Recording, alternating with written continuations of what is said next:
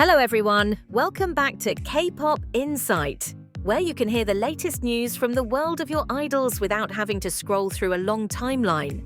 This time, we'll be discussing a topic that has armies around the world feeling a mix of pride and longing.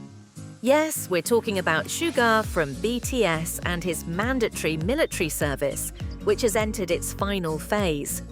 September 22, 2024 was an emotional day for Suga's fans.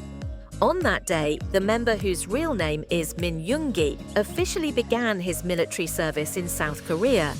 However, unlike other BTS members, Suga is not serving in active military duty. He has been assigned as a social worker in the public sector. The reason is quite serious. Yoongi suffered a shoulder injury from a car accident in 2012, which has had long-term effects on his physical condition. He even underwent shoulder surgery in 2020 for maximum recovery. So, for nearly the past year, Suga has been fulfilling his role as a social worker. It hasn't been easy, but Yoongi has carried out his duties calmly and with full responsibility. And the much-anticipated date is now drawing near. Suga is scheduled to complete his military service on June 21, 2025. That means it's just a matter of days before he returns to the entertainment world, to music and, of course, to ARMY. Interestingly, this makes Suga the last BTS member to complete his military service, following RM, V, Jungkook and Jimin, who finished theirs on June 10th. When you think about it, this is a pretty historic moment. After years of BTS members pursuing solo activities and the group going on hiatus due to military service, they are finally returning one by one. And now, we just have to wait for one more step until the full team reunion becomes a reality. For those who may be new to BTS, the group decided to focus on solo activities starting in late 2022.